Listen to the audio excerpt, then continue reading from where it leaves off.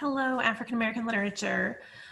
So last week during our Zoom class, almost all of you came, and that was wonderful, and we had really good discussion. And I found myself, like at the beginning of the class especially, wanting to kind of lecture at you about the era that we were discussing and the genres and the authors. So that is not a good use of our time on Zoom together. So I wanted to record kind of one video of me going over the slides for the Black Arts era and literature since 1975. So those PowerPoints are in your Moodle page. And as you know, those PowerPoints are perhaps not incredibly exciting, but they're the highlights of the introductions from your textbook. So I just wanted to kind of walk through. I'm going to try not to make this too lengthy. I don't want this to be, too cruel and unusual in terms of talking at you. But I wanted to go over some of the highlights, kind of go over the presentation with you, so there's no temptation to lecture during our Zoom class. So I'm going to slide share, and I'll go pretty quickly through some of these slides. Again, just to hit some of the highlights that I want you to be aware of as we enter into the last month of the class. Okay. So.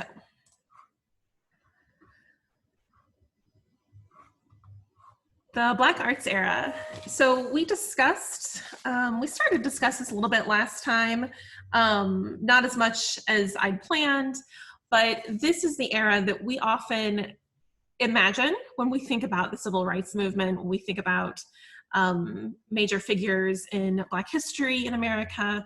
We often tend to think about this era. Hopefully this semester you've been encouraged to kind of expand your knowledge of the fact that the civil rights movement and activism and boycotts started long, long before the 60s, and that this is a continuation of many activists and writers and artists who'd come before. So when we think, and we talked about this a little bit last Thursday, when we think about the 1960s and our understanding of American history, that there's just dramatic social upheaval, not just in terms of race relations, but also the women's movement of the 1960s, the second wave feminism, the youth movement, when we think about kind of sex, drugs, and rock and roll, and the hippie movement, all of these tensions between the understood order of things, in other words, kind of this understanding of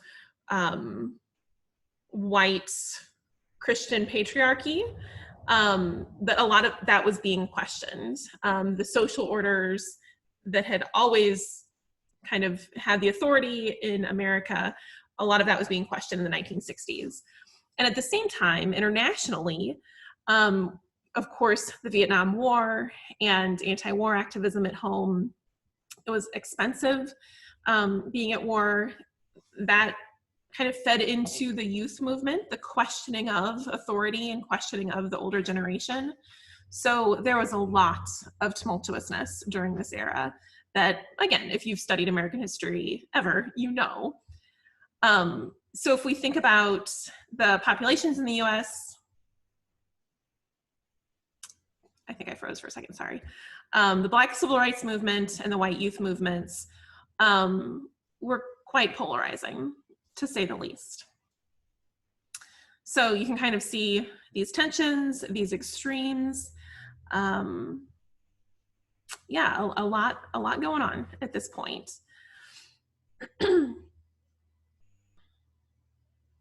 Something kind of noteworthy that we talk about. In the last few years, there have been a lot of debates about the Confederate flag, and some states having the Confederate flag as part of their state flag. This era in the 50s and 60s saw a resurgence of that symbolism and imagery, and some states actually created new flags during this era to kind of attempt to be threatening in terms of the movements that were happening in their backyard. So tons of tension and conflict during this era. When JFK won the presidency in 1960, he was the youngest person to become president, the only Roman Catholic ever elected to presidency. This was upsetting and troubling to some populations.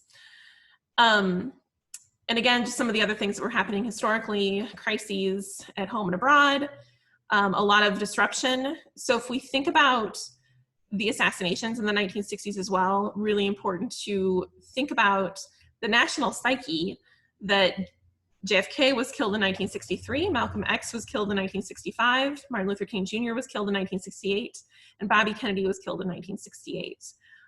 All of them civil rights leaders, all of them kind of more progressive leaders.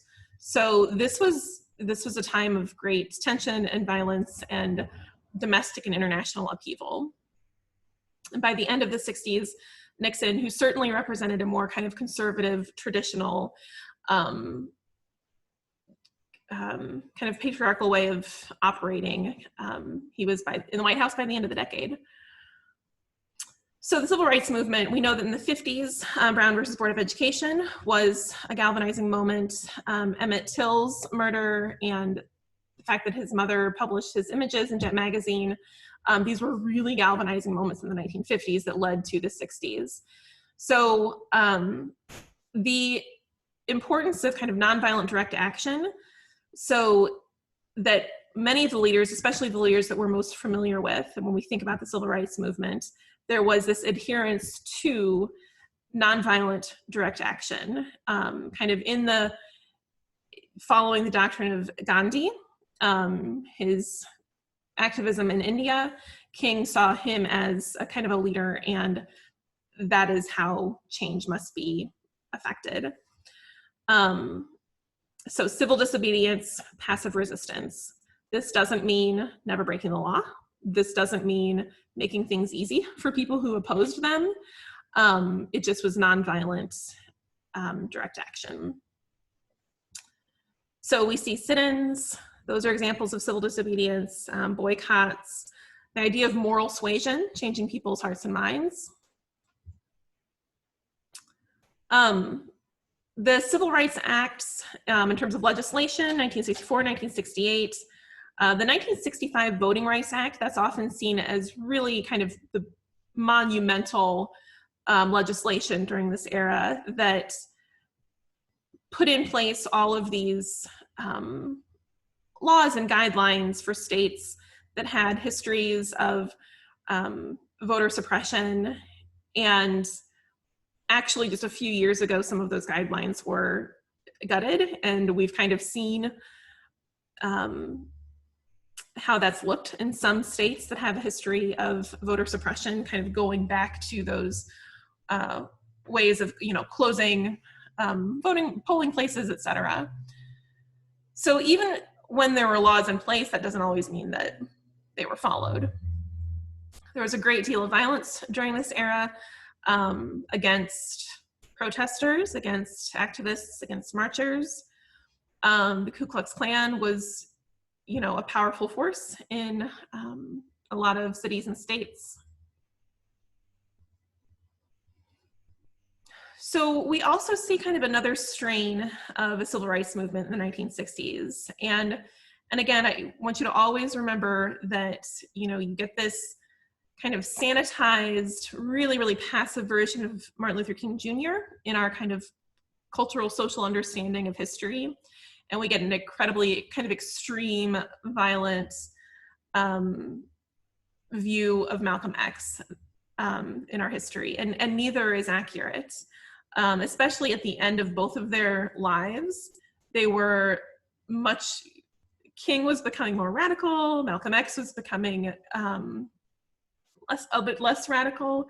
So we do not get the full picture of either of these men typically in our understanding, and it's so important to do so. So Malcolm X, it's important to think about the difference in their biographies as well. Both of their fathers were pastors.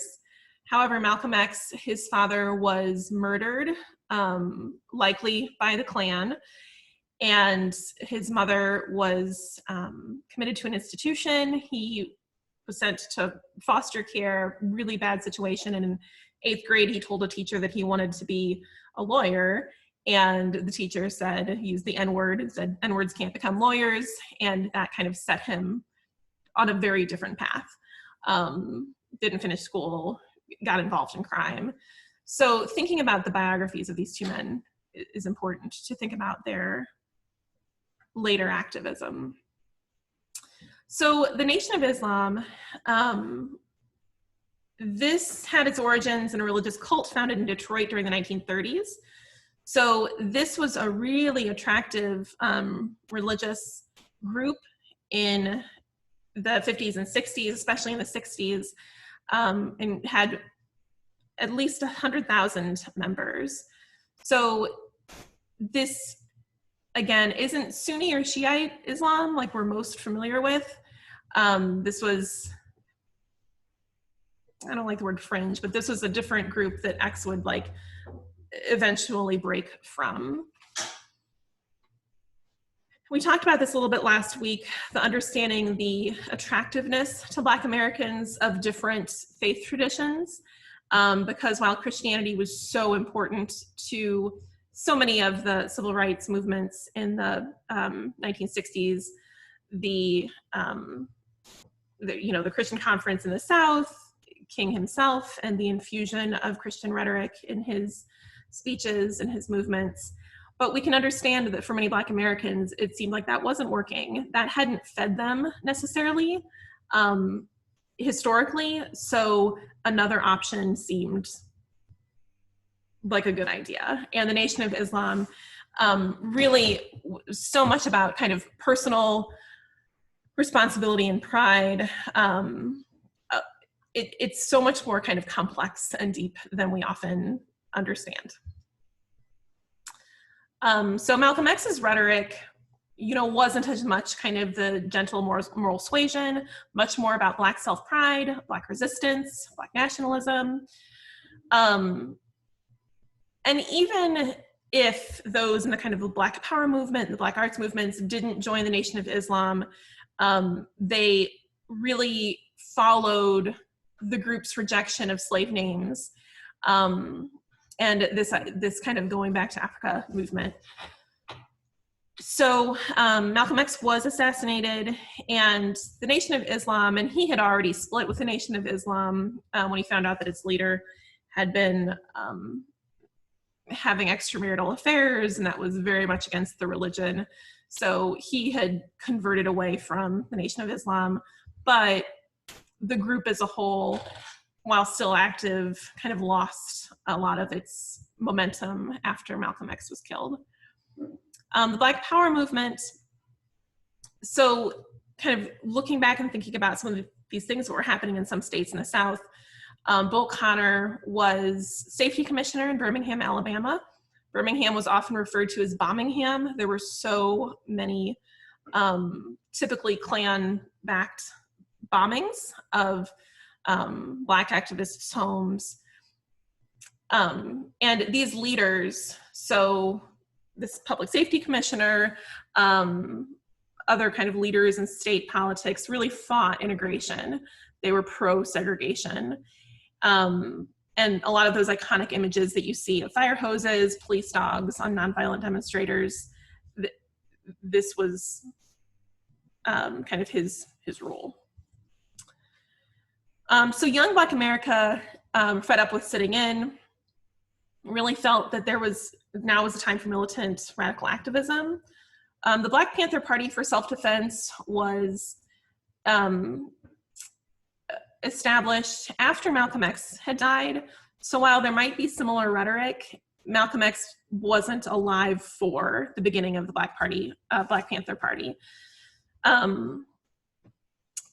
So I think what's so interesting about the rhetoric, you read Malcolm X. I've provided a link to just some brief information about the Black Panther Party, that so much of their rhetoric sounds like absolutely kind of American rhetoric in terms of nationalism and pride and self-defense, like the right to have your own property, the right to defend yourself by any means necessary. It's fascinating to me how so much of their rhetoric, while maligned and seen as dangerous and violent and bad through our lenses now, really is really incredibly in keeping with American values of nationalism and individualism. So I'm always fascinated by that. But that rhetoric, whether it was Malcolm X or the Black Panther Party, really made white America very fearful, as you might imagine.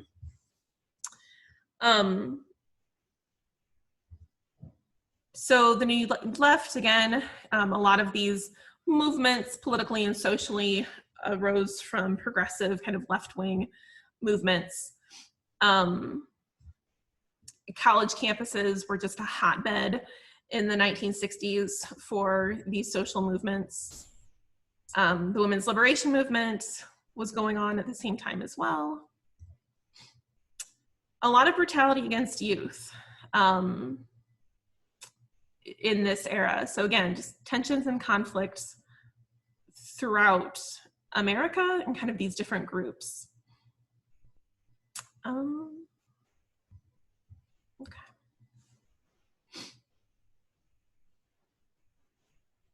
And this quote from your book, that by the end of the 60s, you know, we see this move toward, you know, the Summer of Love in San Francisco, Woodstock, Music and Art Fair. You see those images, you know what Woodstock looked like.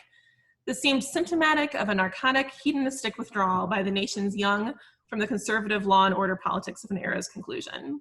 So kind of ties it up in a neat little bow in terms of the escapism, that era. So the Black arts movement during this era, the writer's objective was often to create works that would be functional, collaborative, and committing. So really politically engaged expression. A lot of oratory in this era. So Malcolm X, Martin Luther King Jr., the songs, the speeches, which is absolutely important to this era of literary output. The new Black poetry, this immediacy of struggle that we kind of feel in so much of the poetry, often free verse, conversational, jazzy, bluesy, and experimental. In fiction, if we remember back thinking about Du Bois's Veil, the veiled African remainder is a defensive survival strategy against alienation. So the fiction written by Black Americans, you know, was starting to try to deal with this veil in the 1960s.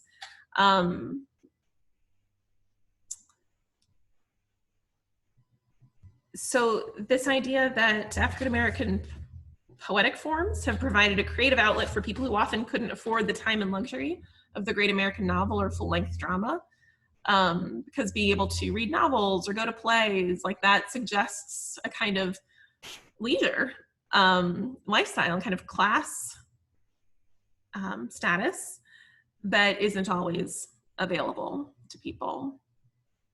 The Black arts movement was committed to a goal of Black mass communication, so that it would be accessible to everyone. Nikki Giovanni, Mary Baraka, Gwendolyn Brooks, Robert Hayden, Dudley Randall, all important poets from that era. Also, this era, we see kind of this movement of attempting to dig up this attachment to Africa. And this idea of the newness of Black personhood, like establishing an identity for Black Americans, isn't and shouldn't be to just replicate white American humanity. So seeing Africa as a source of inspiration, wisdom, and Black origins, a sense of having a homeland that was kind of more inspirational and nourishing than America had been. Africa itself was a country in transition, so really fascinating things happening in some African countries in terms of revolts against colonialism, sometimes violent revolts, against France, Belgium, countries that had colonized African countries. So there was kind of this interesting parallel and looking to those countries and how they dealt with resisting oppressive forces. And the possibility of travel to Africa, of course, as that became more possible, that became a powerful source of inspiration. So the idea of decolonization, so that's a word that you might hear, especially in the college classroom and academia, this idea of decolonizing, untying oneself or one's literary output or one's movement from a colonial force. So having to just kind of replicate white American authors to fit in, how that's not what we want to do. We talk about in academia the idea of decolonizing the syllabus. So making it that when you take that Comp 2 class, when you take that American literature class, that it isn't only white male voices, and how that's a movement in academia to decolonize our classes. So that's an important term to know.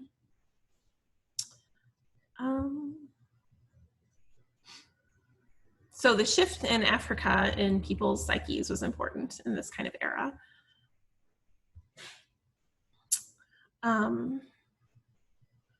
Okay, so a lot of the output of the Black Arts era, this idea is kind of dreamed about by Langston Hughes, the possibilities that the Black Arts are deemed as political and spiritual, that both of those things can exist together. And this idea that a central goal is to tell Black truth to white power. Many new periodicals in this era, productive, like lots of new publishing ventures and avenues, and that it came to a point that in the late 60s, it was almost impossible to go into a commercial bookstore and not see works by African-American writers. And that white readers who were perhaps kind of involved in these various movements that lumped civil rights in with perhaps women's rights, the anti-war efforts, they were eager readers of this literature. Controversies during this era, anti-Semitism, misogyny, and homophobia. So within any movement, there are going to be problems within the movement, a lot going on in this era. And we talked about this 100 years prior with the women's suffrage movement post-abolition, how the women's suffrage movement became segregated and racist when it had its roots in also being pro-abolition. So oftentimes you see these schisms within movements that can become very problematic in movements moving forward.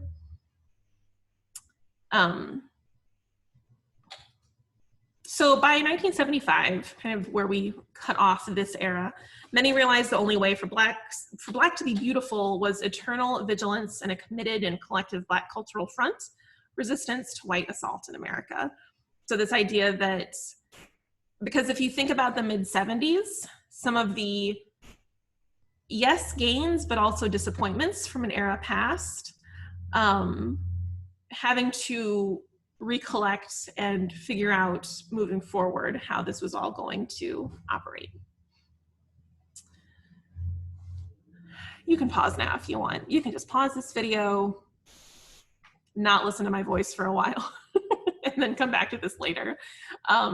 So this is the last unit in your textbook, Literature Since 1975. So this takes us kind of into the modern era. So we see a huge outpouring of African-American artistic production during this era. So the changes in kind of mass media in film and television and all of these new kind of opportunities. Rap and gospel, we'll talk more about music in another discussion. So jazz becoming more of a kind of prestigious American art form. Art museums, so just really a shift in terms of the status of African-American artistic products in American society. So some critical trends during this era that we're still in, the multiplicity of African American identities, that there isn't one kind of African American experience. We talked about this with Zora Neale Hurston, how she was technically writing during the Harlem Renaissance, but she was completely disconnected from that world in beautiful ways. She was creating incredible work, but her attention to kind of the folk art and the history in the South, that wasn't the same as Langston Hughes' experience in Harlem. So trying to kind of recognize that and acknowledge that in art. A renewed interest in history. So in the late 70s, that's when we see universities seeing both African American studies and literature and women's studies and literature as worthy of critical research. So those classes started existing. The unearthing of and preservation of historical literature started happening a bit more in this era. Black women writers really coming into their own, continuing and exploring kind of music and its connection to history.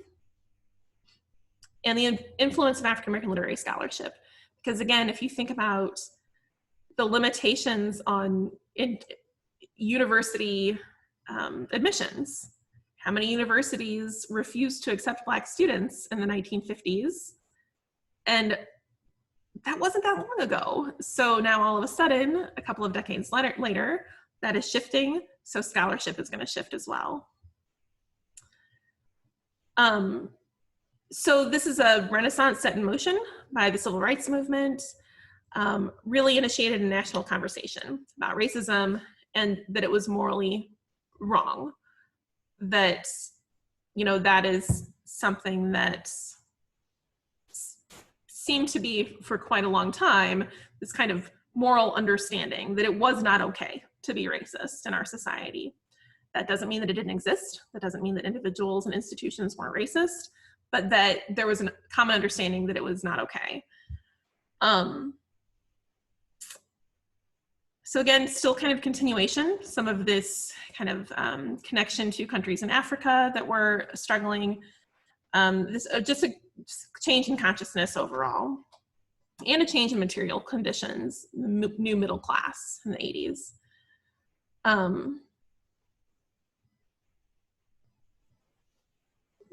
So still a continuation from those movements in the 1960s, and still that struggle over the goal of integration versus separatism, and that is just that kind of a continued tension. An inward turn, again, communities are not a monolith. People's voices, people's accents aren't the same depending on where they're from. We talked, think back, again, kind of this era of literary output is seeking to understand that. Think about our conversations about Sojourner Truth and, you know, that literary history of wanting to make her language fit into a mold of what people would expect a former slave to sound like. So in this era, there's an attempt to be more knowledgeable and respectful of different voices. The women's movement in the 1960s was really heavily identified with white middle-class women. So Black women during that era, talking more about kind of class and race.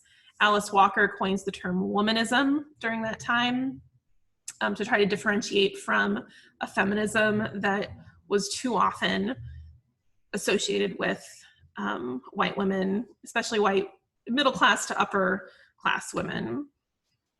And continuing to examine how absolutely inextricable sexism and racism are in our society. So Black studies departments were established around the country, kind of new visions of history, new literary scholarship, and this really changed perspective. A scholar says, identity is never finished. It moves into the future by way of a constructive detour of the past. Great quote. Slavery continues to galvanize the imagination, as you would certainly imagine. and trying to move away from shame. So imagining slavery as a source of shame for some Black writers, and instead seeing it as a way of understanding the present. So that's a really important shift. So these two different perspectives, that one, slavery represents a wound in the psyche of present-day African Americans that has not yet healed, and slavery is the mortal blot on the nation's soul that must be confronted and cleansed.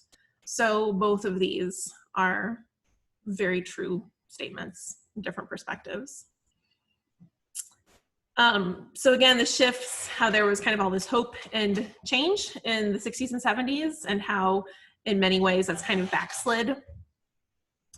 And this has a lot to do with things that happened in terms of, economic realities, things that happened with mass media and changes in laws. So it's really remarkable to trace kind of those changes over the last few decades. So the Black women writers of this era, which we're really delving into as we start talking about Toni Morrison and Beloved. So the contemporary period is really marked by Black women writers and the exploration of family violence, sexual oppression and abuse, and the corrosive effects of racism and poverty. So we think about when Gwendolyn Brooks was sometimes criticized, wrongfully so, that her poetry dealt too much with the domestic sphere of women's lives, how in this era that came to the forefront of the writing literary output. And this idea that in a society ordered by hierarchies of power based on race, class, and gender, no one is more powerless than a poor Black girl. And so oftentimes the characters in books and fiction anchor this critique of social ideology. So many women writers, again, kind of turned inward, this consequences of racism in intimate relationships. So that turning inward. Male writers frequently turned inward into neighborhoods and cities. And we talked about Richard Wright last time and his sociological scholarship about urban areas. And this is, a continuation of that. In the 80s and 90s, there were a lot of shifts in kind of economic realities and deregulation that did not have perhaps, the effects. They were touted as the trickle-down effect, and that didn't happen for all communities. So rising rates of drug abuse and violence in these eras, and that's a very complicated history as well, but you can certainly read more about. King's birthday was made a national holiday in 1986. Recently, I don't know if he's still in the Senate. There was very recently someone still in Congress who had voted against it being a national holiday. This wasn't that long ago. So there was this kind of we'll make his birthday a national holiday, but continued pushes for civil rights legislation didn't move forward during this era. The federal government began to really be seen as antagonistic to the civil rights agenda. We see a lot more than in the 80s and 90s political activity, either voting or running for office by African Americans. Some really influential things that happened in the early 90s, and all of these I encourage you to read more about.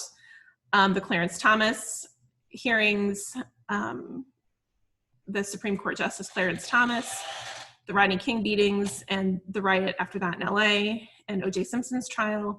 There were a lot of really, really major cases in the early 90s that highlighted, pulled to the surface a lot of continued issues with race and gender. The Thomas Hill hearings had to do with sexual harassment. The Rodney King beatings, a really important moment in media too, because his beating was videotaped by someone and then that was shared widely. And when the police officers were not acquitted, there was a riot in LA. So really important moments in history that you should be aware of now.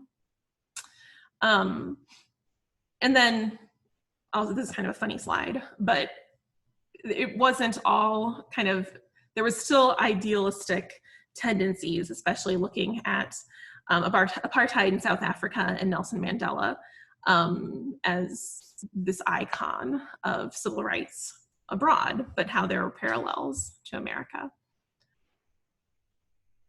So also kind of the remapping of literary terrain. So again, this continuation of the discussion of being both American and African. So this new consciousness of citizens of the United States, but also kind of this transnational community of people of African descent. So we see this reflected in art and literature.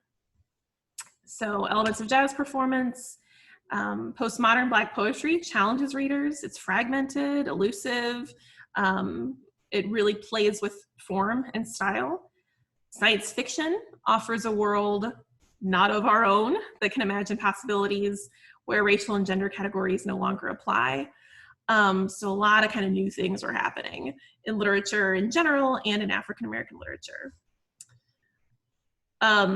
In the 90s, we see a resurgence of interest in autobiography as a genre, performance poetry, Oprah's book club. This was a really important kind of cultural moment in terms of Oprah in general as a journalist and media figure, but then also how her book club worked to highlight work by Black writers. And again, scholarship is flourishing on college campuses, you know, post-baccalaureate scholarship. See a lot of new trends toward that. Henry Louis Gates Jr., you see his name very frequently. He's the main editor of our textbook. He's often plays a large role in PBS shows and writing and anthologies about African American history and literature. And he identified, you know, as a scholar, this idea of Black texts talking to other Black texts and the art of signifying.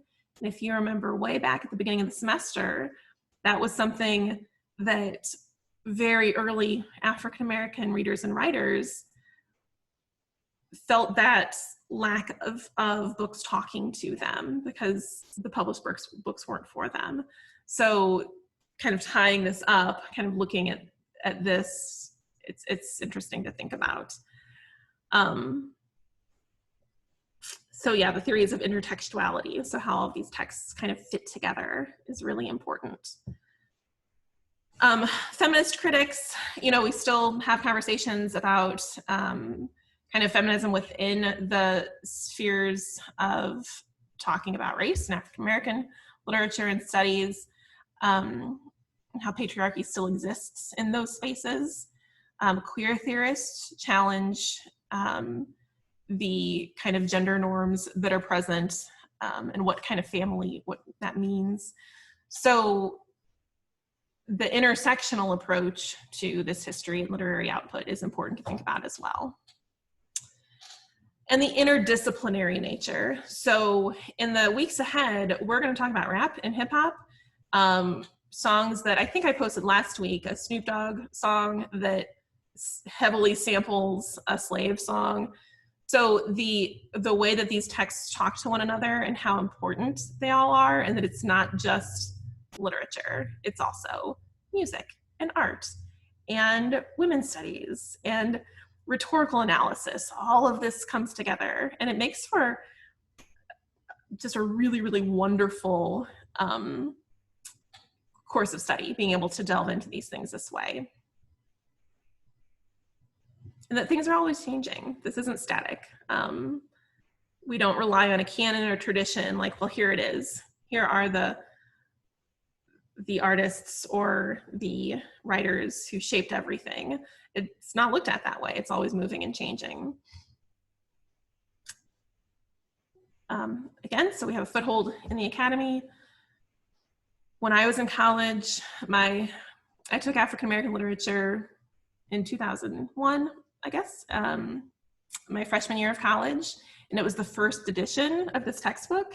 And 20 years later, almost, what is the edition of your textbook? Third, and now it's 2 volumes. When I started, it was like 1 volume, 1 textbook, first edition. So in the scheme of literary scholarship, that is not a lot of time, that a lot's changed and been expanded upon and delved into, and that's exciting. Oh my goodness, thank you for bearing with me. That was obscenely long. But like I said, I wanted to do that. I wanted to kind of go over both of those lectures, so I'm not tempted to talk at you so much in our Zoom meetings, because I want to hear your voice the most in those class discussions. So I will instruct you to do so, and I'll put kind of the timestamps on YouTube. But I hope that you watch this in 2 separate viewings. And I look forward to delving in, reading examples, watching the videos, hearing the voices with you in the coming weeks.